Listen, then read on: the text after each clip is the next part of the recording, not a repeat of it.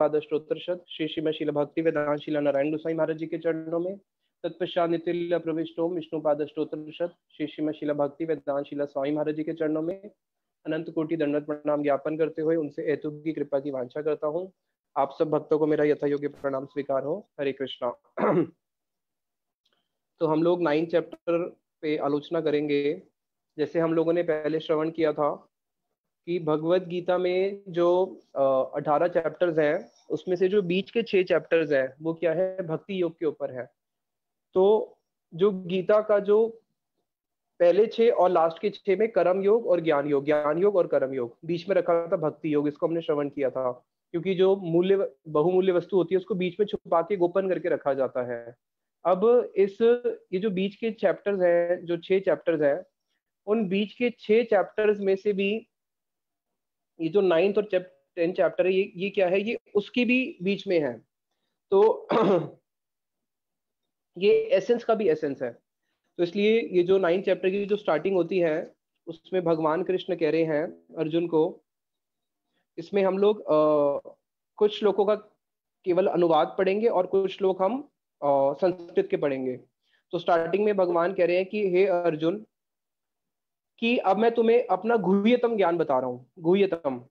गुह्यतम क्या होता है? गुरुदेव बताते थे कि गीता में भगवान कृष्ण ने जो अर्जुन को ज्ञान बताया है उसको 5 श्रेणी में बांट दिया। पहले बताया साधारण ज्ञान, फिर बताया गुह्य यानी कि सीक्रेट, फिर बताया गुह्यतर, फिर बताया गुह्यतम, फिर लास्ट में बताया सर्व गुह्यतम। तो गीता में भगवान कृष्ण ने अर्जुन को लक्ष्य करके साधारण जीवों को 5 प्रकार की कैटेगरीज में बांट के उनके अधिकार के अनुसार 5 प्रकार का ज्ञान दिया है। साधारण ज्ञान, गुह्य, गुह्यतर, गुह्यतम और सर्व गुह्यतम। अब 9 चैप्टर में भगवान कृष्ण कह रहे हैं कि हे अर्जुन, मैं असूय रहित का मतलब होता है कि जो व्यक्ति किसी से मत्सरता नहीं रखते, जिनके हृदय में किसी के प्रति द्वेष भावना नहीं है, जलस नहीं है, मैं असूय रहित तुम्हें विज्ञान युक्त केवल शुद्ध भक्ति लक्षण से युक्त यह ज्ञान कहूंगा। कि हे अर्जुन, अब मैं जो तुम्हें ज्ञान बताने जा रहा हूँ ये कैसा ज्ञान है? ये जो ज्ञान है ज्ञानम विज्ञानम सहितम। ये जो मैं ज्ञान बता रहा हूँ केवल ज्ञान नहीं है, ये ज्ञान के साथ विज्ञान युक्त है। ज्ञान और विज्ञान में क्या अंतर होता है? ज्ञान में वी लगा दो तो विज्ञान हो गया। वी का मतलब क्या है? विशेष ज्ञान। विशेष ज्ञान का अर्थ है अनुभूति सहित, जिस ज्ञान की अनुभूति हो सकती है। और ये अर्जुन ज्ञान कैसा है? यद ज्ञातवा, अगर कोई इसको जान लेगा, मोक्ष्य से अशुभात, उसको क्या मिलता है? मोक्ष से उसको मोक्ष मिल जाता है। और क्या है? अशुभात, अशुभात का अर्थ है अशुभ, अर्थात दुखमय संसार से। ये जो संसार है, इस संसार को भगवान कह रहे हैं संसार क्या है? अशुभ। तो जब भगवान कह रहे हैं कि संसार अशुभ है और उसको यहाँ से मोक्ष मिल जाता है, तो अगर कोई हमें आशीर्वाद दे कि हाँ तुम्हारा शुभ हो, तो खुद समझ लो क्या इस संसार में किसी का शुभ हो सकता है? इस संसार में शुभ हो ही नहीं सकता, क्योंकि संसार ही क्या है? अमंगल है और अशुभ है। तो इस संसार से मुक्ति पाने के लिए जो मैं तुम्हें ज्ञान दे रहा हूँ उससे क्या होता है? ये ज्ञान ही नहीं केवल विज्ञान है और इससे मुक्ति मिल जाती है। तो प्रभु, अब आप मुझे कह रहे हो कि मैं तुम्हें विज्ञान दे रहा हूँ, और कौन सा ज्ञान दे रहा हूँ? गुह्यतम। भगवान ने बोला मैं तुम्हें गुह्यतम ज्ञान दे रहा हूँ। तो प्रश्न उठता है, तो प्रभु इससे पहले जो आपने 8 चैप्टर में जो आपने गीता सुनाई थी, तो वो क्या ज्ञान नहीं था? वो भी तो ज्ञान ही था।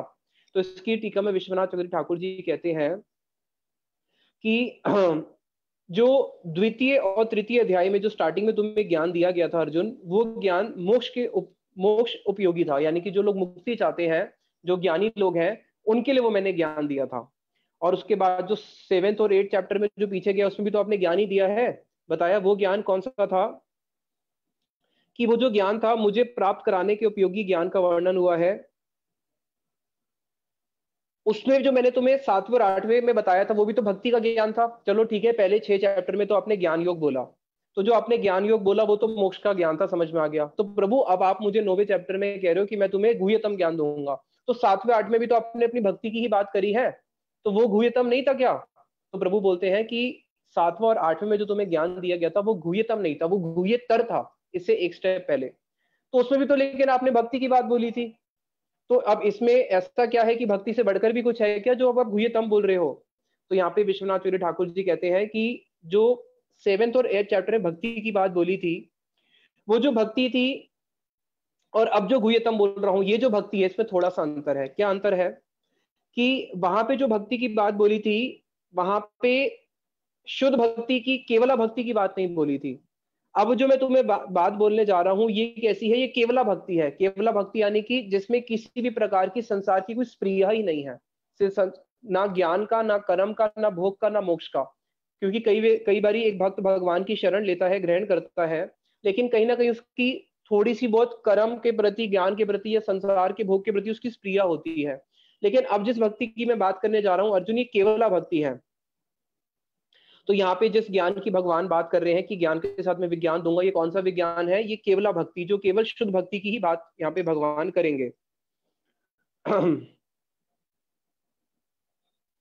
तो क्योंकि भगवान को प्राप्त करने का जो उपाय है, भगवान को प्राप्त करने का जो उपाय है वो भक्ति है। लेकिन भक्ति में जब हम आगे बढ़ते हैं तो बहुत सारी स्टेजेस होती है, जिसको भी हम आगे जानेंगे। तो अब भगवान भक्ति की नेक्स्ट स्टेज की बात कर रहे हैं, जिसमें हम गुह्यतम ज्ञान में एंटर करेंगे।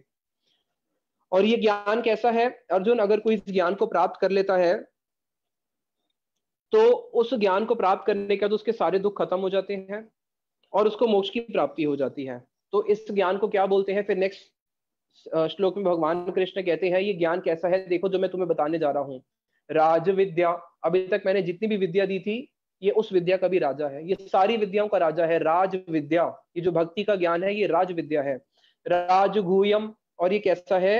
राजगुह्यम, गुह्यम मतलब होता है गोपनीय, किसी चीज को छुपा के रखा जाता है, और तो गोपनीय से भी गोपनीय है, बहुत गोपनीय वस्तु है अर्जुन जो मैं तुम्हें बताने जा रहा हूँ। और ये वस्तु को ऋषि मुनि लोग लाखों जन्म तक लगे रहते हैं, तब भी इसको नहीं समझ पाते, जो अभी मैं तुम्हें बताने जाऊंगा। पवित्रम इदम उत्तमम, और ये वस्तु कैसी है? पहले इसका गुण बता रहे हैं, जो भी भगवान आगे बताएंगे अर्जुन को। ये पवित्र वस्तु है और सबसे उत्तम वस्तु है। प्रत्यक्ष अवगमम, और तुम इसको क्या कर सकते हो? प्रत्यक्ष इसकी अनुभूति कर सकते हो। धर्मयम, ये धर्म की वस्तु है, जो भक्ति की बात है ये धर्म की वस्तु। और कैसी है? सुसुखम कर्तुम अव्ययम, और अगर कोई इसको अपना लेगा अपने जीवन में तो उसको सुख नहीं, सुसुखम, एक होता है केवल सुख बोलना, भगवान कह रहे सुखी नहीं, तुम सुसुख हो जाओगे अपने जीवन में, सुख से भी परम आनंद की तुम्हें प्राप्ति होगी अगर कोई इसको प्राप्त करता है। तो यहाँ पे श्रीपाद मधुसूदन सरस्वती जी कहते हैं कि हजारों जन्मों से संचित समस्त प्रकार के पाप समूह, जितने भी हमारे करोड़ों करोड़ों जन्मों में जो हमने पाप समूह संचित करे हैं, और वो पाप समूह चाहे सूक्ष्म रूप में हो या स्थूल रूप में हो, सूक्ष्म रूप में चाहे हृदय में पाप करने की वासना भी हो, वो सारी की सारी खत्म हो जाती है इस भक्ति के ज्ञान को प्राप्त करने के बाद। इसलिए क्या है, ये पावन करने वाली है। जो भी इस भक्ति के ज्ञान को सुनेगा वो निश्चित रूप से पावन ही होगा। और भगवान कह रहे हैं कि अर्जुन ये जो ज्ञान है ये कैसा है, जो मैं तुम्हें बताऊंगा। प्रत्यक्ष अवगमम, अगर कोई इस ज्ञान को सुनेगा, ऐसा नहीं है कि इस ज्ञान को सुनने के बाद फिर उसको बाद में उसकी अनुभूति होगी, सुनने के साथ साथ ही इस ज्ञान को साथ साथ में इसका वो प्रत्यक्ष अनुभूति करेगा। कैसे अनुभूति करेगा? इसको गुरुदेव श्रीमद् भागवत के उदाहरण से बताते थे कि जब कोई व्यक्ति भोजन करता है तो भोजन करने के बाद जो उसकी तृप्ति है वो भोजन कर लेने के बाद होती है या साथ साथ में होती है? साथ साथ में ही होती है। तीन चीजें साथ साथ में होती है। क्या होती है? तुष्टि, पुष्टि, शुद्ध पायो, अनुघासम। जब कोई व्यक्ति भोजन करना शुरू करता है साथ में तीन चीजें होती है। क्या होता है? उसकी भूख दूर होती है, पुष्टि होती रहती है भोजन कर रहा है, और साथ में संतुष्टि होती रहती है हर एक एक नवाला जब करता है, खाता है। उसी प्रकार से जब कोई व्यक्ति भगवान का भजन करता है तो तीन चीजें एक साथ होती है। संसार से वैराग्य, भजन, और भगवान के चरणों में अनुराग। जितना जितना भजन करोगे साथ साथ में अनुराग होता रहेगा और संसार से वैराग्य होता रहेगा। भगवान की अनुभूति होगी, संसार से वैराग्य होगा, साथ साथ में ही होगा, वेट नहीं करना पड़ेगा। उसी प्रकार से ये जो राज विद्या है जो तुम्हें बताने जा रहा हूं, ये कैसी है? ये सारे धर्मों का राजा है। अब यहाँ पे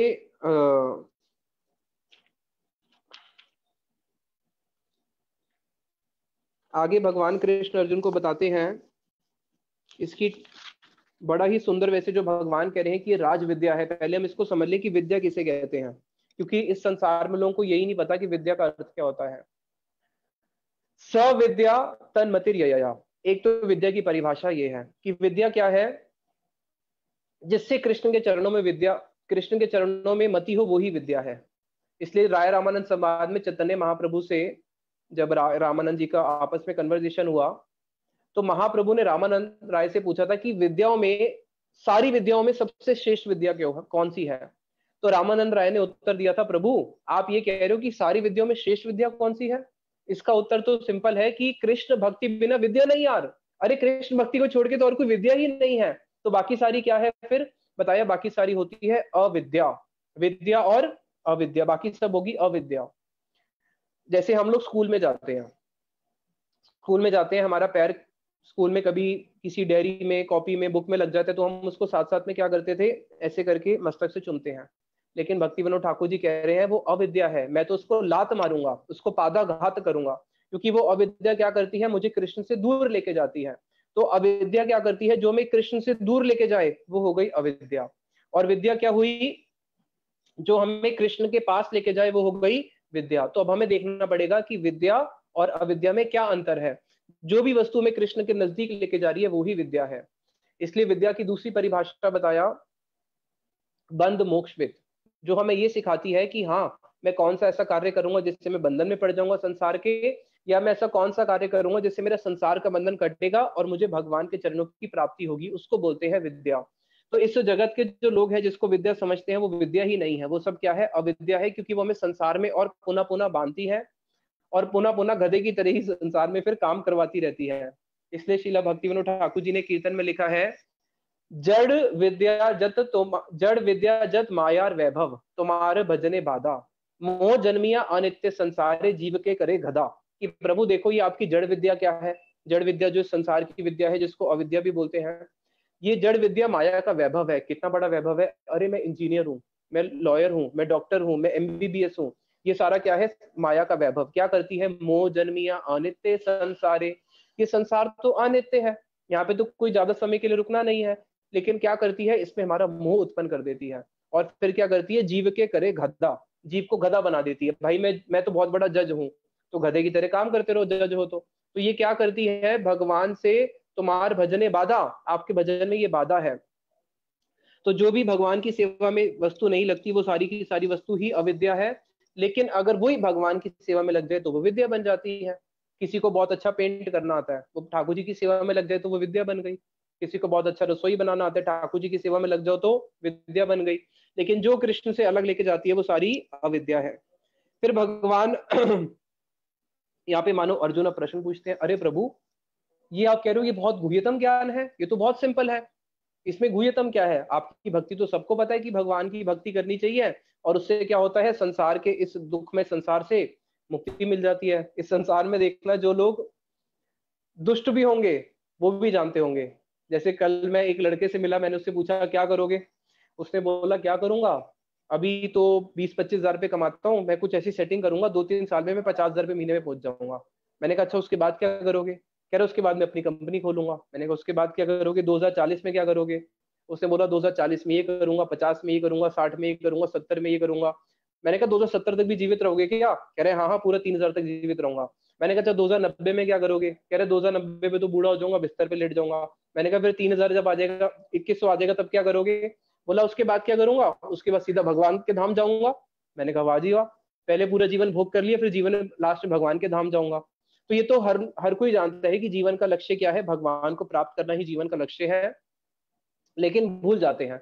तो प्रभु लेकिन ये तो बहुत सरल है कि आप इसको कह रहे हो ये गुह्यतम ज्ञान है, ये तो सबको पता है कि हाँ भाई भगवान की भक्ति करनी चाहिए और भक्ति से ही हमारे सारे दुख खत्म होते हैं, तो प्राय लोग जानते ही हैं। तो इसलिए अगले ही श्लोक में भगवान इस संशय का निवारण करने के लिए बोलते हैं, अरे अर्जुन ये इतना सरल नहीं है कि तुम सोच रहे हो कि हाँ मेरी भक्ति से सारे अमंगल दूर हो जाएंगे और ये बहुत सरल है। ये बहुत कठिन है। कैसा कठिन है? भगवान कहते हैं अश्रद्धा न पुरुष धर्मस्य अस्य परंतपा, अप्राप्य माम निवर्तन्ते मृत्युम संसारम वर्तमनि। अर्जुन ये बात तो बहुत ठीक है कि ये भक्ति का मार्ग बहुत सहज है और बहुत सरल है, और कोई भी इसमें चलता है तो उसको बहुत जल्दी सिद्धि मिल जाती है। चलने मात्र से ही उसको रिवॉर्ड मिलना शुरू हो जाता है, उसको अंतिम लक्ष्य तक भी इंतजार नहीं करना पड़ता। चलने के साथ साथ ही उसको मेरा जो भक्ति का जो रिवार्ड है, जो भक्ति का सुख है, वो साधन अवस्था में ही उसको मिलना शुरू हो जाता है। लेकिन प्रश्न ये है कि सबकी मति इस तरफ होती नहीं ना, सबकी श्रद्धा इस तरफ लगती नहीं है। अश्रद्धा ना, प्राय लोग इस जगत के लोग क्या है, भक्ति के प्रति अश्रद्धा रखते हैं। और जो लोग भक्ति के प्रति अश्रद्धा रखते हैं उनकी क्या गति होती है, धर्मस्य अस्य परंतपा। हे परंतपा उनकी क्या गति होती है कि अप्राप्य माम निवर्तन्ते, वो मुझे नहीं प्राप्त करते, क्योंकि उन्होंने मेरे प्रति श्रद्धा नहीं रखी, मेरे भक्ति के प्रति श्रद्धा नहीं रखी। मेरे भक्ति के प्रति श्रद्धा विहीन होने के कारण मृत्युम संसारम वर्तमनि, उनको पुनः पुनः इस संसार में आना पड़ता है। इसलिए श्रद्धावान जन है भक्ति अधिकारी। भक्ति का अधिकारी कौन है? जिसके पास श्रद्धा है, और जिसके पास श्रद्धा नहीं है उसको पुनः पुनः इस संसार में ही फिर आना पड़ता है। और अर्जुन देखो, अब मैं तुम्हें अपना ऐश्वर्य बताता हूं। ये जो पूरा का पूरा जगत है, जो पूरी सृष्टि है, सब मुझसे व्याप्त है। ये सारे जितने भी भूत हैं ये सब मुझ में अवस्थित है, लेकिन मैं इनमें अवस्थित नहीं हूं।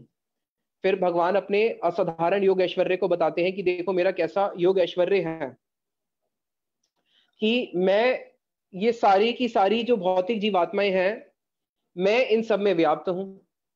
समस्त भूत मुझ में अवस्थित है। अभी भगवान ने बोला कि मैं इन सब में व्याप्त हूं, लेकिन ये मेरे में नहीं है। अब भगवान आगे कह रहे हैं कि मैं इन सब में व्याप्त हूं और ये सब मुझ में ही अवस्थित है। तो जैसे मैं कमरे के अंदर हूं और मैं कमरे के बाहर भी हूं, लेकिन तथापि ये मेरे स्वरूप में अवस्थित नहीं है। ड्यूअल, ये मुझ में तो अवस्थित है अर्जुन, लेकिन मेरे स्वरूप में अवस्थित नहीं है। तो प्रभु ये तो बड़ा, आपने कैसी बातें कर रहे हो, समझ में ही नहीं आ रही। अभी आप कह रहे हो कि मेरे में अवस्थित है, फिर आप कह रहे हो मेरे स्वरूप में अवस्थित नहीं है, और आप साथ में क्या कह रहे हो कि ये सारा जगत जो है, मैं पूरे जगत में व्याप्त हूं। तो इसको समझाने के लिए भगवान एक एनालॉजी देते हैं। कैसी एनालॉजी देते हैं? कि जिस प्रकार से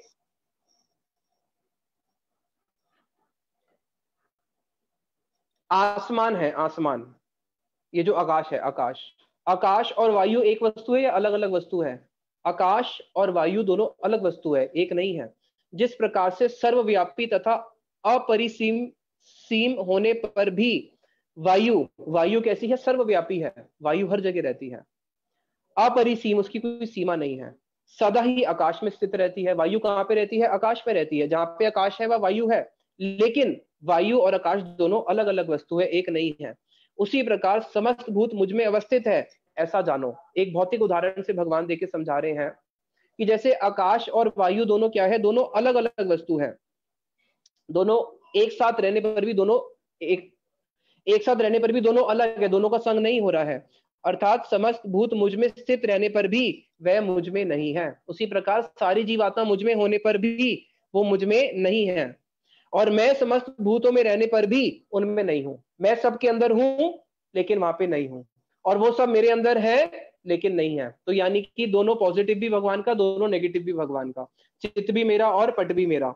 तो प्रभु ये संभव कैसे है? तो भगवान कह रहे, मैंने तुम्हें एक भौतिक उदाहरण से समझा तो दिया कि जब आकाश और वायु दोनों अलग वस्तु है, लेकिन एक साथ में ही रहते हैं, एक साथ में रहने पर भी दोनों का अस्तित्व अलग अलग है। उसी प्रकार से सारी जीवात्माएं मुझ में होने पर भी, मैं मुझ में होने पर भी वो मुझ में नहीं है और मैं उनमें भी नहीं हूं। वो मुझ में है भी और मैं भी उनमें हूं, दोनों ही बातें हैं। इसको ऐसे समझना पड़ेगा जैसे भगवान कृष्ण ने बहुत सारी गोपियां थी और दुर्वासा जी के लिए बहुत सारा पकवान लेके जा रही थी। अब यमुना जी पार करे तो कैसे करे? तो कृष्ण बोले कि तुम एक काम करो, यमुना जी को जाके बोलो कि अगर कृष्ण अखंड ब्रह्मचारी है तो यमुना जी तुम्हें स्थान दे देंगी। गोपियों ने यमुना जी को बोला कि कृष्ण अखंड ब्रह्मचारी है तो अब हमें स्थान दे दो, और उन्होंने स्थान दे दिया। अब दुर्वासा जी के पास गए, दुर्वासा जी को भोजन करवा दिया। अब दुर्वासा जी को बोले कि अब हम वापस कैसे जाएं? दुर्वासा जी बोले यमुना जी को बोलना कि अगर दुर्वासा मुनि ने कुछ भी नहीं खाया है तो हमें स्थान दे दो और तुम वापस चले जाओगी। तो यमुना जी को जाके बोलती हैं कि यमुने, अगर दुर्वासा मुनि ने कुछ भी भोजन नहीं करा तो अब हमें स्थान दे दो, हम उस पार चली जाएंगी। यमुना जी फिर स्थान दे देती हैं और वो उस पर चली जाती हैं। बोलती हैं अरे ये तो कृष्ण ने भी झूठ बोला और दुर्वासा जी ने भी झूठ बोला और यमुना जी ने हमें स्थान दे दिया, यानी कि यमुना जी तो हमेशा झूठ का साथ देती है। फिर कृष्ण ने समझाया कि नहीं, मैं गोपियों के साथ विहार करने पर भी ब्रह्मचारी हूँ, और दुर्वासा जी जो है इतना भोजन करने के बाद भी उन्होंने भोजन नहीं करा क्योंकि उनकी उसमें आसक्ति नहीं थी, उसमें लिप्त नहीं थे। तो जिस भी काम में हमारी हम लिप्त नहीं होते, उस काम को करने पर भी हम उसके कर्ता नहीं माने जाते। जैसे भगवान आगे कृष्ण कह रहे हैं कि देखो मैं कर्म करता हूं, लेकिन कर्म करने पर भी कर्म मुझे बांध नहीं सकते हैं, मैं कर्म करने पर भी उससे लिप्त नहीं होता, इसलिए कर्म कर्म कर्म मुझे कभी बांध नहीं सकते। आगे भगवान कहते हैं कि अर्जुन, ये पूरी सृष्टि जो है ये पूरी की जो पूरी सृष्टि है, ये सारी सृष्टि मुझसे ही निकलती है, और ये सारी सृष्टि मुझसे निकलने के बाद मुझ में ही लय हो जाती है। और इसका पूरी सृष्टि का जो भरण पोषण करने वाला है अर्जुन, वो भी कौन है? वो भी मैं ही हूं। लेकिन तब भी मैं सृष्टि से अलग हूं। सृष्टि करता भी कृष्ण है, सृष्टि के विनाश करने वाले भी कृष्ण है, उसके पालन करने वाले भी कृष्ण है। वो करते हुए भी, तीनों कार्य करते हुए भी मेरा अपना जो अस्तित्व है इनसे बिल्कुल अलग है। तो इसलिए जो भगवान की जो ये सारी बातें हैं, इसके लिए श्रील भक्तिविनोद ठाकुर जी बोलते हैं कि हम लोग बद्ध जीव हैं, और बद्ध जीव अपनी भौतिक सीमित बुद्धि से भगवान की असीमित वस्तु को नहीं समझ सकता। इसलिए हमारे भक्ति दैत माधव गोस्वामी महाराज जी एक बारी एक जगह पे कथा कर रहे थे, तो वहां पे एक मुसलमान बैठा था, और उस मुसलमान ने साथ ही साथ में उनकी, जब विग्रह पूजा की बात आई, उन्होंने उनके विग्रह की पूजा की बात को क्या किया, खंडित कर दिया। और उसने बोला कि भगवान कभी भी सीमा में नहीं बांध सकते। आप भगवान को, आप भगवान को सीमा में कैसे बांध सकते हो कि भगवान एक शिव विग्रह के रूप में आ गए। तो भक्ति माधव गोसाई महाराज जी ने साथ ही साथ में उत्तर दिया कि तुम्हारा जो अल्लाह है, क्या वो सब कर सकता है या नहीं कर सकता? बोले हाँ हाँ, अल्लाह तो सब कर सकता है, वो क्या नहीं कर सकता? तो क्या अल्लाह ये नहीं कर सकता कि वो सीमा में रहते हुए भी असीम हो? तब उसकी दिमाग की घंटी बज गई कि हाँ भाई, वो तो ये भी कर सकता है। तो भगवान कैसे हैं? शिला भक्ति रक्षक श्रीधर गोस्वामी महाराज जी बोलते थे, ही इज इनफाइनाइट। भगवान इनफाइनाइट है, सर्वव्यापक है, बट ही इज इनफाइनाइट, और एट द सेम टाइम भगवान क्या है? सर्वशक्तिमान है। अगर वो इनफाइनाइट फाइनाइट के रूप में नहीं आ सकता, तो उसके इनफाइनाइट पे दोष लग जाएगा, उनके भगवत्ता में दोष लग जाएगा। तो वो इनफाइनाइट होते हुए भी फाइनाइट का रूप ग्रहण कर सकते हैं, जो कि हमारी बुद्धि से परे है, कि हम कैसे मान सकते हैं कि इनफाइनाइट एक फाइनाइट के रूप में आ सकता है। तो भगवान असीम होने पर भी क्या है? सीमा के स्वरूप में हमारे सामने प्रकट हो सकते हैं, तब भी वो असीम ही रहेंगे। जैसे भगवान कृष्ण कह रहे हैं कि मैं जगत में रहने पर भी इसमें नहीं हूं, और जगत मेरे अंदर रहने पर भी इसमें नहीं है। तो ये दोनों ही बातें सत्य हैं। तो इसलिए अब आगे मानो संदेह होता है कि प्रभु, ये तो पूरा जो जगत है करुण दक्षाई विष्णु से आया है, और आपका इतना बड़ा एक विराट रूप है, भगवान का एक क्या है? विराट रूप है, जिसमें पूरी सृष्टि है विराट रूप में। तो अभी प्रश्न ये है कि जो वो आपका विराट रूप है, उस विराट रूप से आप आए हो या आपसे विराट रूप आया है? तो भगवान कहते हैं नहीं, मैं एक छोटा सा तुम्हें बालक नजर आ रहा हूं, सामने खड़ा हुआ एक किशोर अवस्था का, लेकिन ये पूरा का पूरा जगत जो है वो मुझसे निकला है, मैं उससे नहीं निकला। जैसे जगत, इसमें से क्या होता है? बड़े में से छोटा निकलता है, छोटे में से कभी बड़ा नहीं निकलता। लेकिन यहाँ पे भगवान कह रहे हैं कि ये पूरा का पूरा जगत जो है, चाहे वो करणोदक्षाई विष्णु हो, गर्भोदक्षाई विष्णु हो, ब्रह्मा हो, शिव जी हो, सब मुझसे ही निकले हैं, सब मुझसे निकले हैं, सबकी अवस्थिति मेरे में ही है। लेकिन तब भी मैं उनसे अलग हूं, यहाँ पे खड़ा हूं, एक गोप कुमार हूं। कृष्ण कौन है? गोप कुमार है। उनका जो परम रूप है वो कौन सा है? उनका परम रूप कौन सा है? जिसके अंदर वो एक किशोर अवस्था है। द्विभुज उनका रूप है, चतुर्भुज नहीं है, द्विभुज है, दो दो भुजाओं वाला उनका रूप है। और वो कैसे हैं? नंद के पुत्र हैं, गोपियों के साथ रास रचाते हैं, और वही जो छोटे से बालक है, उन्हीं से ही ये सारे विष्णु आदि सब निकले हैं। इसलिए भगवान आगे कहते हैं, मया अधक्षेण प्रकृति सूयते सचर अचरम, 10th नंबर श्लोक, हेतु न अनेन कौन तय जगत भी परिवर्तते। हे अर्जुन, मया अधक्षेण, कि ये जो तुम्हें प्रकृति दिख रही है, ये सारा का सारा काम जो प्रकृति कर रही है, तुम कहोगे सृष्टि तो प्रकृति चला रही है, लेकिन हे अर्जुन, ये जो प्रकृति सृष्टि चला रही है, इस प्रकृति के पीछे का जो हेतु है वो मैं हूं। मेरे अध्यक्षण में, मेरे अध्यक्षता में ही ये पृथ्वी, ये जो प्रकृति है, सारा कार्य करती है। इसके लिए श्रील स्वामी महाराज जी बहुत अच्छा उदाहरण देते थे कि कभी भी एक जो स्त्री होती है, यद्यपि स्त्री के गर्भ में एक बच्चे का पूरा शरीर बनता है, बच्चे का शरीर कहाँ बनता है? पूरा माँ के गर्भ में ही बनता है, वहीं से ही वो जन्म लेता है। अब बाहरी दृष्टि से क्या दिख रहा है कि माँ ने गर्भ धारण किया और बच्चे का सारा कुछ परवरिश कहाँ पे बना? माँ के गर्भ में ही शरीर बना। और पिता का क्या कार्य था? पिता था बीज प्रदान करने वाला, पिता ने बीज प्रदान किया। तो क्या अगर पिता बीज प्रदान नहीं करता तो क्या माँ गर्भ धारण कर पाती? वो गर्भ धारण नहीं कर पाती। तो मूल बीज धारण करवाने वाले कौन हो गए? वो हो गए पिता। तो कभी भी जब सृष्टि होती है, पुरुष और स्त्री मिलकर सृष्टि होती है, तो ये जो इतनी बड़ी तुम्हें प्रकृति दिख रही है, तुम सोचो कि प्रकृति तो अपने आप कार्य कर रही है, लेकिन नहीं, इस प्रकृति को पीछे शक्ति प्रदान करने वाला कौन है? वो मैं हूं, मेरे अध्यक्षता में कर रही है। गर्भ में जब बच्चा होता है, हमारे जो दंडी महाराज जी हैं, उन्होंने एक, वो बहुत बड़े नासा में साइंटिस्ट थे, उन्होंने दिखाया कि गर्भ में जो बच्चा होता है इतना सा फीटस होता है, इतना सा, मतलब ये अंगूठे उंगली का छोटा सा हिस्सा समझ लो, इतना सा फीटस, इतने से मांस के टुकड़ा, इतना छोटा सा मांस का टुकड़ा वो कितना बड़ा रूप धारण कर लेता है। उसी मांस के टुकड़े के अंदर उसकी आंख की जगह भी है, उसकी किडनी की जगह भी है, लीवर की जगह भी है, उसके हाथ पैर सब कुछ, नाखून सबकी जगह एक छोटे से मांस के टुकड़े में होती है। और बिल्कुल परफेक्ट शेप के अनुसार वो छोटा सा टुकड़ा बढ़ते बढ़ते एक बड़ा सा बच्चे का आकार ले लेता है माँ के घर में। तो वहां पे वो जो बच्चा आकार ले रहा है, वो प्रकृति तो कर रही है, लेकिन प्रकृति को शक्ति देने वाला कौन है पीछे? भगवान कहते हैं मया अध्यक्षत, मेरे अध्यक्षण में वो कार्य करती है। चर अचर जितना भी जगत है, चाहे वो चर हो या अचर हो, चलने वाले हो या स्थावर हो, जो पेड़ पौधे हो, ये सब क्या करते हैं? जगत विपरिवर्तते, ये सारा जगत मेरे अध्यक्षता में ही चलता है। एक छोटा सा पत्ता देखिए, जो ग्रीन कलर का किसी भी पेड़ का पत्ता होता है, उस पत्ते में जो क्लोरोफिल या क्या बोलते हैं, जो ग्रीन कलर का जो केमिकल होता है, उसमें 40 केमिकल रिएक्शंस एक साथ एक छोटे से पत्ते में हो रहे होते हैं। अब वो जो 40 केमिकल रिएक्शंस हो रहे हैं साइंस के अनुसार, वो कौन करने वाला है? प्रकृति करने वाली तो है, लेकिन प्रकृति के मूल पीछे कौन है? प्रकृति के पीछे मूल है भगवान कृष्ण। और जो कृष्ण को नहीं मानते, केवल प्रकृति को मानते हैं, उनका अज्ञान कैसा है? उनका अज्ञान अधूरा है। मुर्गी ने अंडा दिया ना, मुर्गे का क्या काम है?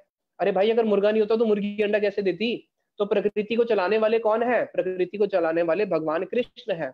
इसलिए फिर आगे भगवान कृष्ण कहते हैं, अवजनान्ति माम मूढ़ा मनुष्यम तनुम आश्रितम।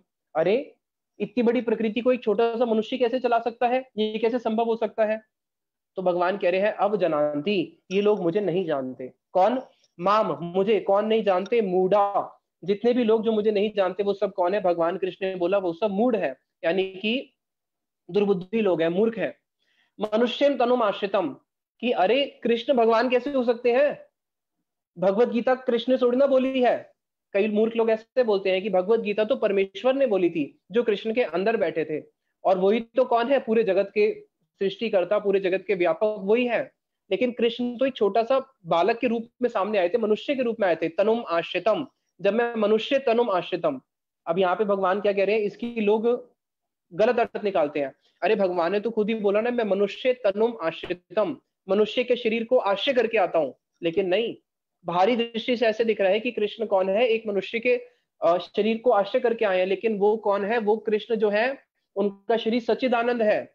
और कैसा है? परम भावम अजनान्तो, अरे वो मेरे परम भाव को नहीं जान पाते। मम भूत महेश्वरम, कि मैं ये जो एक नर आकार में, मनुष्य के आकार में छोटा सा एक बालक खड़ा हूं, मैं कौन हूं? मम भूत महेश्वरम, मैं सारे भूतों का महेश्वर हूं, सबका महेश्वर हूं, ईश्वर का भी ईश्वर मैं हूं। चाहे वो कर्णोदक्षाई हो, गर्भोदक्षाई हो, चाहे वो केशव धृता राम शरीरा, केशव धृता कूर्म शरीरा, केशव धृता मीन शरीरा, वही कृष्ण मीन के रूप में आए हैं, वही केशव वरा रूप में आए हैं, वही केशव राम रूप में आए हैं, वही केशव बुद्ध रूप में आए हैं। सारे अवतार का मूल अवतारी मैं हूं, लेकिन वो मुझे नहीं जान पाते। वो क्या सोचते हैं कि नहीं नहीं, ये तो कौन है? केवल एक नर आकृति, केवल एक नर पुरुष खड़ा है, एक केवल साधारण सा बालक खड़ा है। तो मेरे उस स्वरूप को वो लोग नहीं जान पाते। इसलिए भगवान कह रहे हैं, वो सारे लोग कैसे हैं? मूढ़ा, जो भगवान कृष्ण को नहीं जान पाते, वो सब लोग मूढ़ हैं। इसलिए कोई जितनी मर्जी विद्या अध्ययन कर ले, लेकिन अगर वो कृष्ण को नहीं जान पाया, वो सब कौन है? मूढ़ है। एक मूर्ख तो ऐसा होता है जिसने वेद नहीं पढ़े, और एक मूर्ख ऐसा होता है जो वेद पढ़ते हैं। तो दोनों में से कौन सा ज्यादा बड़ा मूर्ख हुआ? जो वेद को पढ़ने के बाद भी कृष्ण को नहीं मानते, वो और भी बड़े मूर्ख हैं। जो गीता को पढ़ने के बाद भी कृष्ण को नहीं मानते कि वो कृष्ण ही कौन है? आदि पुरुष है, वो सब और भी बड़े मूर्ख हैं। जैसे दो गधे हैं। अब एक गधा तो क्या है, हरी घास खाने के लिए जा रहा है, उसकी पीठ पे कुछ बोझ नहीं है। दूसरा गधा जिसके पीठ पे बहुत सारे वेद पुराण उपनिषद एक बोरी में बांध के रखे हुए हैं, और वो भी घास खाने जा रहा है। अब दोनों तो गधों ने खाना क्या है? दोनों गधों ने घास ही खानी है, कोई रसमलाई तो खाएंगे नहीं, खानी घास ही है। लेकिन एक गधा बहुत मेहनत कर रहा है, उसके पीछे पीठ पे बहुत वेदों का भार भार ढो के रखा हुआ है, लेकिन उससे कुछ लाभ है? उससे कुछ लाभ नहीं है। उसी प्रकार से इस जगत के दो मूड, एक तो हो गए विशेष मूड, एक केवल नॉर्मल मूड।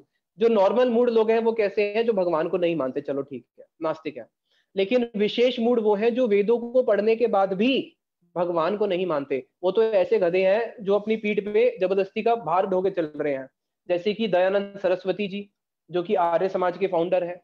ये लोग वेदों को मानते हैं लेकिन कृष्ण को नहीं मानते। तो वेदों का प्रतिपाद्य विषय तो कृष्ण है। तो बताया ये लोग कैसे हैं, जैसे धान होता है तो धान में से क्या करते हैं, भूसा अलग करके चावल निकाल लेते हैं। अब जो चावल है, जो वेदों का जो सार है, वो तो है कृष्ण। अब बचा भूसा, अब भूसे से कुछ लाभ है क्या? अब भूसे को कोई जितना मर्जी पीटता रहे, उसमें से चावल नहीं निकलने वाले। तो बताया उसी प्रकार से जो लोग कृष्ण को नहीं मानते हैं उनकी स्थिति कैसी है, उनकी स्थिति ऐसी है, वो केवल भूसे को पीट रहे हैं जिसमें से कुछ भी निकलने वाला कभी भी नहीं है। फिर भगवान कहते हैं कि जो इस प्रकार के लोग हैं जो मुझे नहीं मानते, कहते हैं अरे वो तो मनुष्य के रूप में आया था, तो उनका क्या होता है, उनकी सारी आशाएं निष्फल हो जाती है, उनके सारे कर्म निष्फल हो जाते हैं, उनका ज्ञान भी निष्फल हो जाता है, और वो लोग तामसिक या राजसिक प्रकृति के आश्रित होकर, जो मेरी जो तामसिक और राजसिक प्रकृति है उसके आश्रित होकर वो लोग असुरिक स्वभाव वाले बन जाते हैं। तो जो भी लोग कृष्ण को नहीं मानते उनका सब कुछ निष्फल है, उनका ज्ञान भी निष्फल है, क्योंकि वो ज्ञान उनको क्या करेगा, वही ज्ञान जो उनको कृष्ण से दूर लेके जा रहे हैं, जिसको वो ज्ञान समझ के बैठे हैं, वो अज्ञान है, वो उनको पुनः पुनः संसार में लेके आएगा। उनके कर्म भी निष्फल हो जाते हैं, उनके कर्म भी उनको सदगति नहीं दे सकते। इसलिए बताया श्रीमद् भागवतम में, ना भजनंती अवजनांता पतंती अधा, कि अगर किसी व्यक्ति ने संसार में बहुत अच्छे कर्म करे, सबकी समाज की बहुत अच्छी सेवा करी, उसने किसी को दुख भी नहीं दिया, लेकिन साथ में कृष्ण को नहीं माना, कृष्ण का भजन नहीं किया, तो उसकी क्या गति होगी? बताया पतंती अधा, उसका अधा पतन होगा ही होगा। बोले अरे मैंने तो किसी को दुख नहीं दिया, मैंने तो समाज की सेवा करी है, तब मेरा पतन क्यों होगा? बोला क्योंकि शास्त्र बोल रहे हैं कि आपका पतन होगा ही होगा। जैसे मान लीजिए एक उदाहरण देते हैं इसके लिए, जिसने कृष्ण का भजन नहीं किया और केवल संसार में उसने सबका अच्छा किया, उसका पतन क्यों होगा? अब एक उदाहरण देता हूं, जैसे गधा है, गधा किसी का बुरा करता है क्या? गधा तो किसी का मर्डर नहीं करता, गधा तो बेचारा झूठ भी नहीं बोलता, वो तो बिल्कुल निष्कपट व्यक्ति है, कपटता तो नहीं करता। और क्या करता है, गधा समाज की ही सेवा करता है। बैल क्या करता है, बैल भी खेत जोतता है, सैलरी तो नहीं मांगता, 2 वक्त की रोटी ही मांगता है। वो भी मांगता क्या, दो तो दो, नहीं दो तो वो भी अधेर होके पड़ जाएगा। तो बैल भी तो क्या करता है, संसार की सेवा ही करता है। लेकिन बैल और गधा से ज्यादा क्या कोई बड़ा समाज सेवक हो सकता है? पहले तो सारे जो खेत चलते थे, बैल से ही तो खेत जोते जाते थे। तो बताया कि लेकिन वो कृष्ण का भजन नहीं कर सकते, इसलिए उनकी गति क्या होती है, अधा गति होती है। तो जिसने भी मनुष्य शरीर प्राप्त करने के बाद कृष्ण का भजन नहीं करा, उसकी अधा गति होगी। इसको हमारे एक बड़ा सुंदर उदाहरण देते हैं माधव प्रिय प्रभु जी, कि आप एक कंपनी के पास नौकरी करते हो, आपके मालिक ने आपको बोला भैया ये पकड़ो 20 रुपए और मेरे लिए समोसे लेके आ जाओ। अब आप समोसे जब लेके आ रहे थे तो रास्ते में आपने देखा अरे यार ये तो गरीब बच्चे बैठे, इनको समोसे खिला देता हूँ। अब आपने मालिक को समोसे ना खिला के उस बच्चे को समोसे खिला दिए। अब आप मालिक के पास आओगे तो मालिक क्या बोलेगा? मालिक बोलेगा भाई मैंने तुम्हें पैसे दिए थे, मेरे को समोसे खाने थे, मेरे लिए लेके आओ। तुमने उस बच्चे को दिया तो उसमें मेरा कोई दोष नहीं है, मैंने तुम्हें समोसे अपने लिए लेके आने के लिए दिए थे। तो उसी प्रकार से अगर कोई व्यक्ति कृष्ण को छोड़ के केवल समाज की सेवा करता है और बोलता है कि नहीं मैं कृष्ण सेवा नहीं करूंगा, उन सबको दोष लगता है। इसलिए बताया हमारे कीर्तन में, एक हमारे वैष्णव कीर्तन में बताते हैं, एमन एमन माधव एमन मानव, न भजे माधव कखनो मरिया जाबे, से अधम प्रहरिया यम रौरवे क्रीमे ते खाबे। ए मन मानव, ए मेरे प्यारे मन, देखो आज मानव का शरीर मिल चुका है, ना भजे माधव, अगर तूने माधव का भजन नहीं किया, कखनो मरिया जाबे, भाई मृत्यु तो आएगी, उसके बाद क्या होगा, रौरवे क्रीमे ते खाबे, देखो रौरव नरक में जाना पड़ेगा और वहां पे जो कीड़े हैं, उस रौरव नरक के जो कीड़े हैं वो तुझे खाएंगे। इसलिए ब्रजेंद्र नंदन भजे जय जन सफल जीवन तार, जिसने कृष्ण का भजन किया है उसी का जीवन सफल है। जो कृष्ण का भजन नहीं करते हैं, केवल संसार की ही सेवा करते रहते हैं, उनको पुनः पुनः इस संसार के जन्म मृत्यु में आना ही पड़ता है। इसलिए भगवान कह रहे हैं कि जो लोग मुझे नहीं मानते हैं, कि नहीं नहीं वो तो केवल पुरुष रूप में आया था, उनका सब कुछ निष्फल हो जाता है, उनका कर्म भी, उनका ज्ञान भी, और उनकी सारी आशाएं भी निष्फल हो जाती हैं। इसलिए महात्मा नास्तु माम पार्थ देवीम प्रकृतिम आश्रिता, और जो मुझे मानते हैं, जो मेरी भक्ति को मानते हैं, वो आत्मा नहीं है अर्जुन, वो सब तो महात्मा है। क्योंकि जो महात्मा होते हैं वो क्या करते हैं, माम पार्थ देवीम प्रकृतिम आश्रिता, वो मेरी देवी प्रकृति को आश्रय ग्रहण करते हैं। देवी प्रकृति का अर्थ है उनके अंदर सारे देवताओं के गुण आ जाते हैं, जो भक्ति का आश्रय ग्रहण करता है। भजनंती अनन्य मनसो, अनन्य मन से मेरा भजन करते हैं। ज्ञात्वा भूत आदिम अव्ययम, और वो मुझे जानते हैं कि मैं कौन हूं, कि मैं अविनाशी हूं, मैं ही पूरे जगत का मूल सृष्टि करता हूं।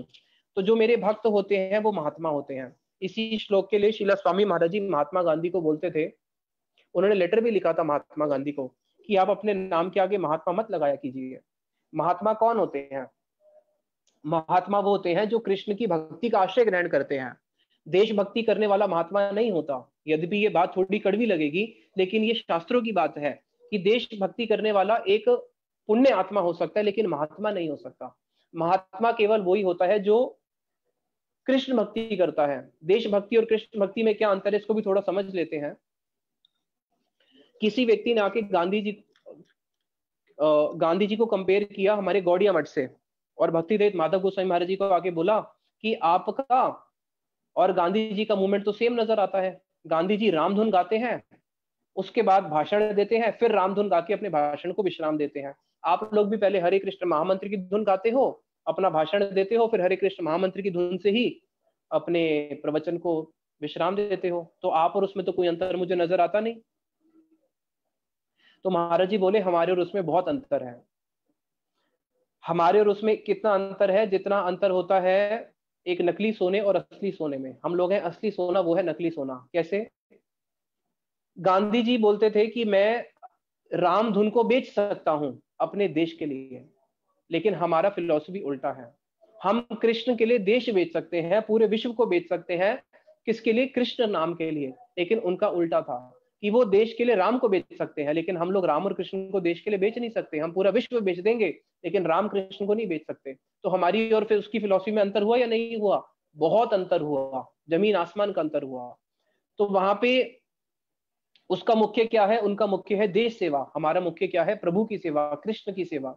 इसलिए महात्मा कौन होते हैं? जिन्होंने कृष्ण का आश्रय ग्रहण किया है, कृष्ण की अनन्य भक्ति का आश्रय ग्रहण किया है, उसी को ही महात्मा बोलते हैं। जिसने कृष्ण की अनन्य भक्ति का आश्रय ग्रहण नहीं किया उसको महात्मा नहीं बोलते। तो कैसे पता चलेगा कौन महात्मा है? उसके गुण तो होंगे कुछ। तो अगले ही श्लोक में भगवान कहते हैं हाँ, महात्मा के गुण क्या है? सततम कीर्तयन्तो, वो हमेशा ही मेरा कीर्तन करता रहता है। माम यतंतश्च दृढ़ व्रता, और कैसा कीर्तन करता है? दृढ़ व्रता, पूरा दृढ़ व्रत लेके कि हाँ मैं केवल कृष्ण कीर्तन ही करूंगा, मेरा जीवन कृष्ण कीर्तन के लिए ही हुआ है। तो जो दृढ़ व्रत लेके, दृढ़ संकल्प लेके कृष्ण का कीर्तन करता है, जब तक कृष्ण नाम नहीं करेगा, कृष्ण की अर्चन नहीं करेगा, कृष्ण की सेवा नहीं करेगा, भोजन भी ग्रहण नहीं करेगा, नमस्ते अंतश्च माम भक्त्या, और मुझे क्या करता है? नित्य मुझे नमस्कार करता है। नित्य युक्त उपासते, और मेरी उपासना ऐसे नहीं आज करी तो कल छोड़ दी, नित्य युक्त उपासते, नित्य ही मेरी उपासना करता है, वो ही मेरा भक्त होता है। तो यहाँ पे भगवान ने बताया, अपने भक्तों के लक्षण बताए हैं कि मेरा भक्त हमेशा ही मेरे नाम संकीर्तन उसमें लगा रहता है।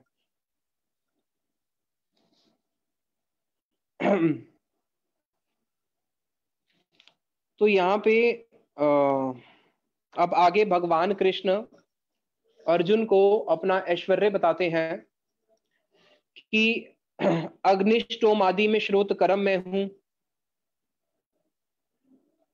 श्राद्ध का अन्न मैं हूं, मैं औषधियों में औषधि हूं, मंत्रों में मंत्र मैं हूं।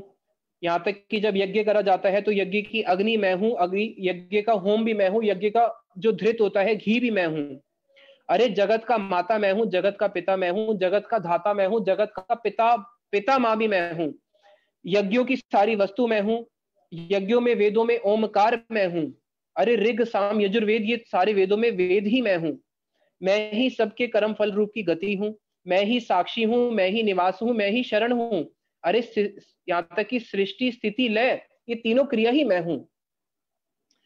मैं ही इस जगत का बीज हूं, मैं ही ताप प्रदान करने वाला हूँ, वर्षा देता भी मैं हूँ, और उस वर्षा का आकर्षण करने वाला भी मैं हूँ। अरे मैं ही अमृत हूँ, मैं ही अमृत का ऑपोजिट मृत्यु भी मैं हूँ। अरे सारा मैं ही स्थूल और मैं ही सूक्ष्म समस्त वस्तुएं सब कौन हूँ, सब सब सारी की सारी वस्तुएं मैं हूँ, सब कुछ ही मैं हूँ। तो जब प्रभु जब सब कुछ ही आप हो, तो यहाँ पे प्रश्न उठता है कि जब सब कुछ ही आप हो तो यज्ञ भी आप हो, तप भी आप हो, वेद भी आप हो, देवताओं के जो अग्नि है वो भी आप हो, तो सब कुछ ही आप हो।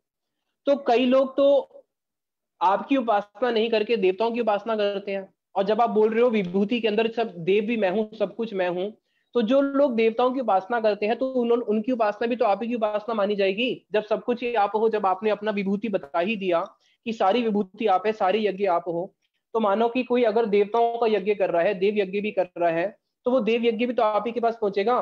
तो जब कोई देव यज्ञ कर रहा है तो उसकी उपासना भी तो आप ही के पास पहुंच रही है। तो इनडायरेक्ट रूप से तो वे सभी आपके भक्त हो गए।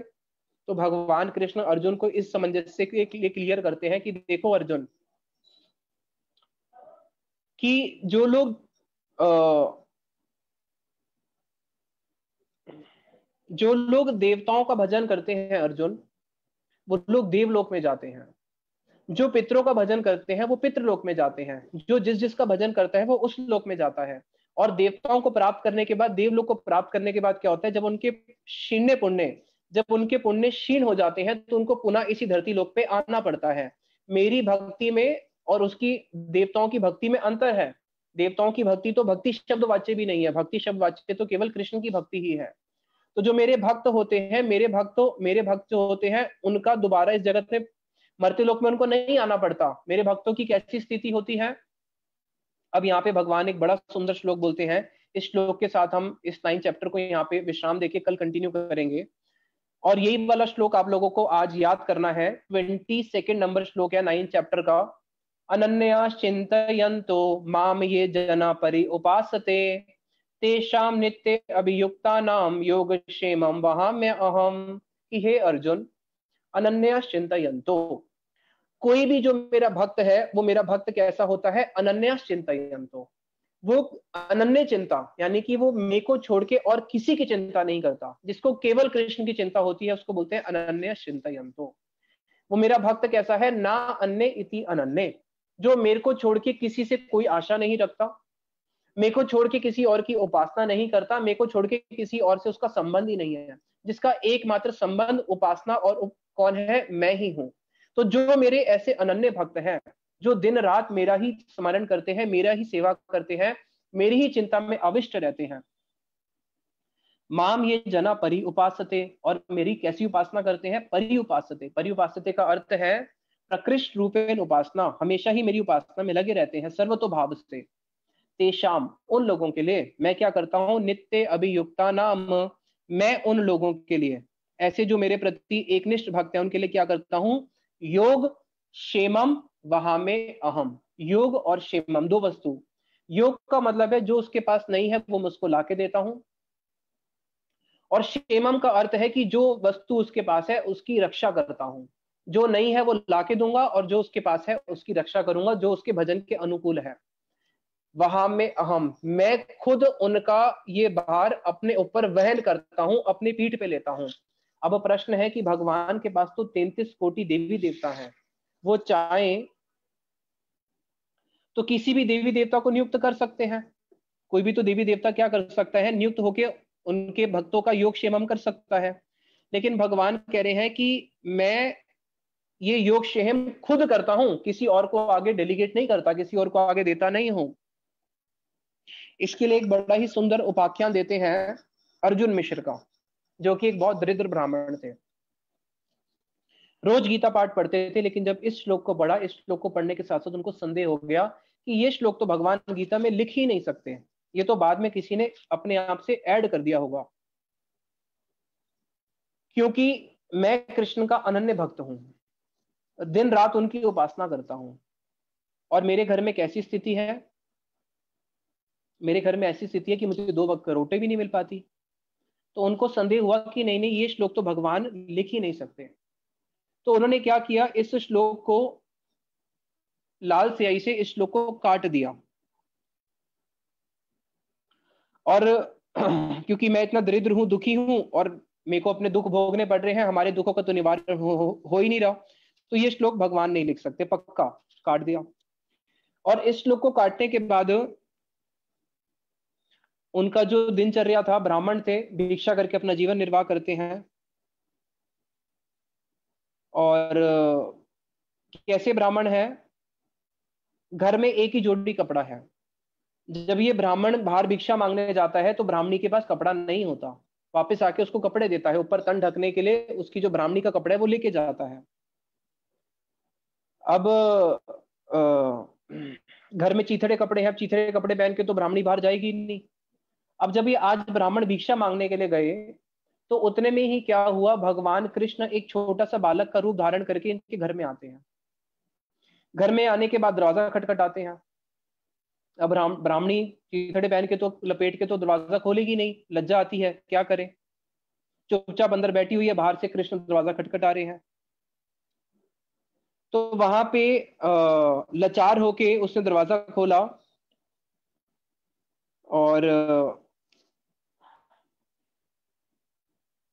दरवाजा खोलने के बाद सामने क्या देखती है, जो बालक है एक भार उठाकर भीतर आया,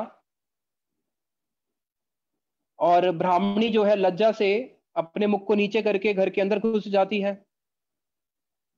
और फिर वहां पे उसने बोला उस ब्राह्मणी को, माता, पंडित जी ने, जो अर्जुन मिश्र है उनके लिए कह रहे हैं, मुझे यहाँ सीधा, सीधा किसे कहते हैं, सीधा बोलते हैं जो कच्ची सामग्री होती है, जिससे चावल दाल आटा जिससे बनाया जाता है। इसलिए एकादशी के अगले दिन द्वादशी, जैसे आज एकादशी है तो कल द्वादशी होगी, तो द्वादशी के दिन जितने भी जो साधु संत हैं जो वृंदावन में रहते हैं, वो लोग क्या करते हैं, सब ब्रजवासियों के घर में जाके सीधा लेके आते हैं।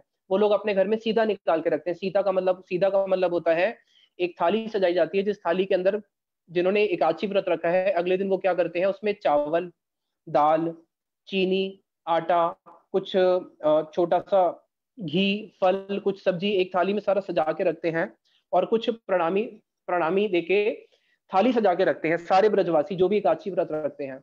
और अगले दिन जब सुबह उनके घर पे साधु लोग जाते हैं तो उनके बोरी में वो उस प्रकार से डाल देते हैं। तो माँ, आज पंडित जी ने मुझे ये सीधा भेजा है, यानी कि बोरी में सीधा भेजा है। हम लोग जब जाते थे तो बहुत सारी बोरियां भर जाती थी, उसको उठा उठा के लेके आना पड़ता था, आप इसे अपने घर के भीतर रख लें। तो जो ब्राह्मणी है वो तो लज्जा के कारण मुख नीचे करके खड़ी है। तो बालक के मधुर शब्दों को सुनकर आंगन में देखा, बड़ी बड़ी दो टोकरियां खाद्य द्रव्यों से भरी हुई है। और इतना बड़ा सीधा कभी उसने अपने जीवन में नहीं देखा था, कि दो बड़ी बड़ी टोकरी, इतना सारा सीधा कैसे आ गया। तो वहां पे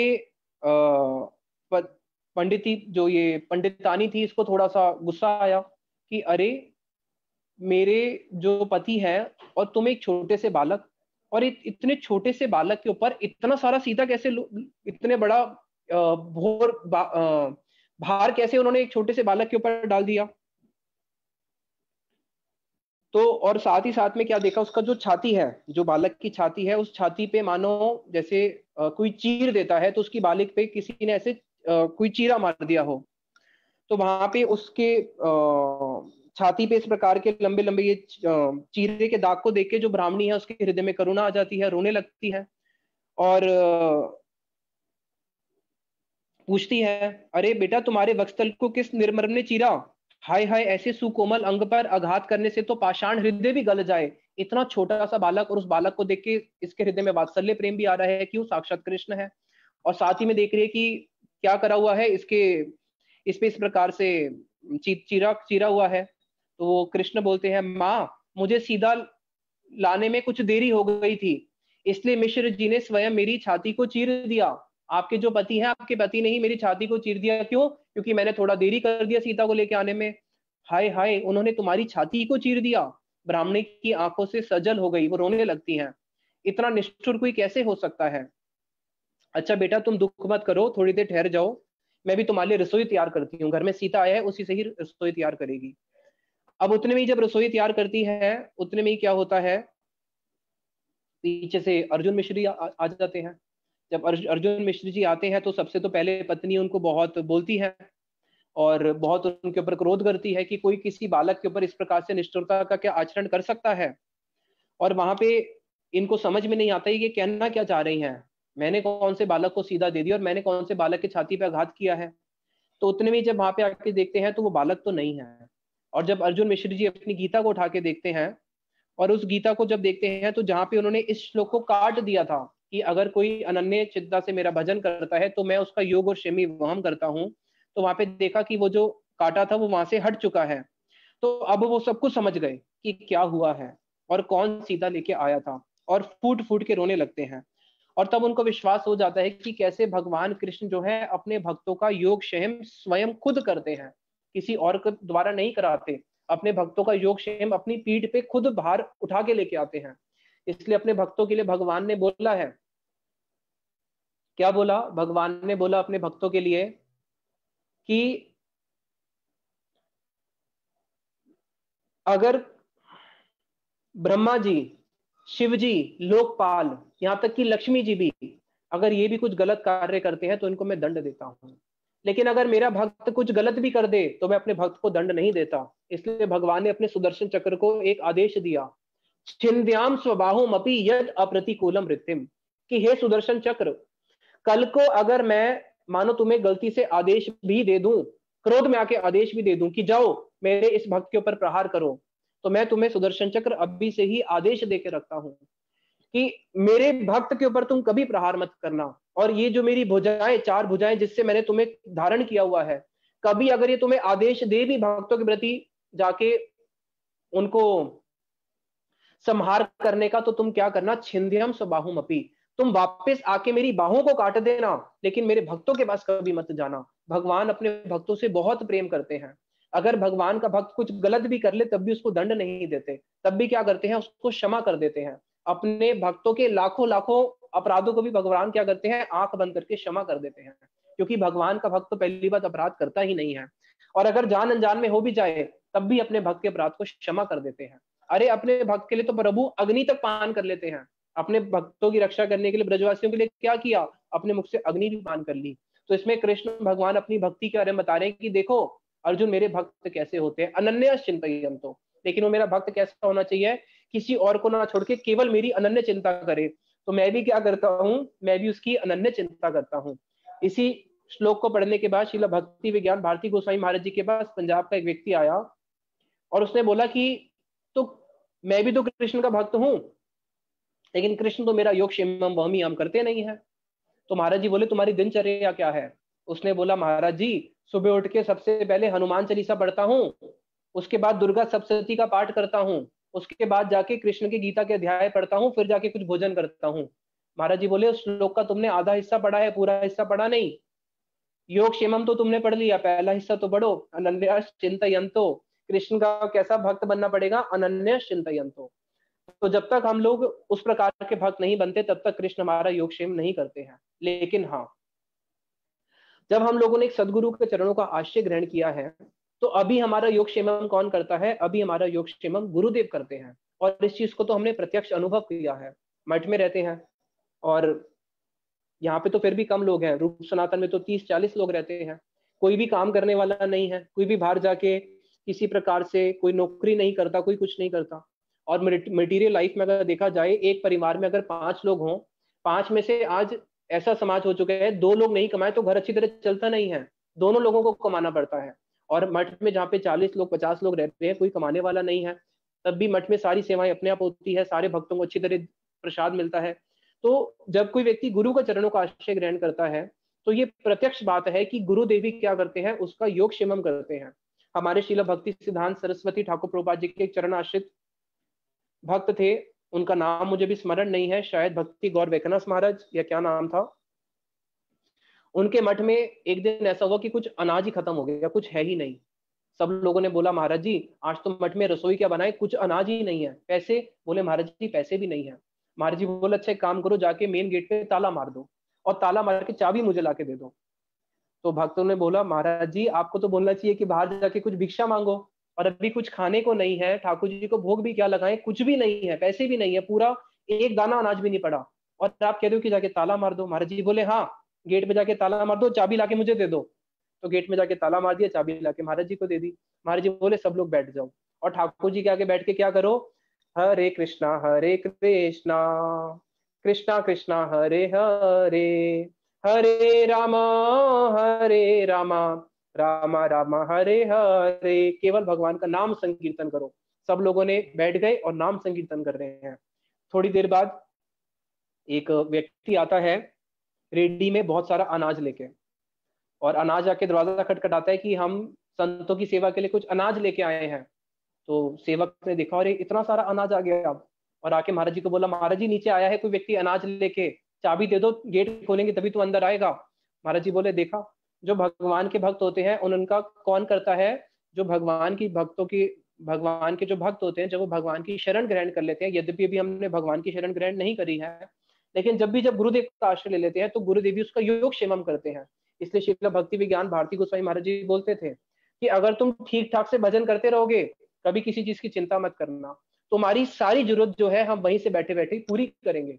हमारे शिला प्रभुपाद जी की ही चरण आश्रित भक्त भक्ति पूज्यपाद कृष्ण केशव ब्रह्मचारी जी, उन्होंने पूरा जीवन प्रभुपाद जी का रसोई बनाया था।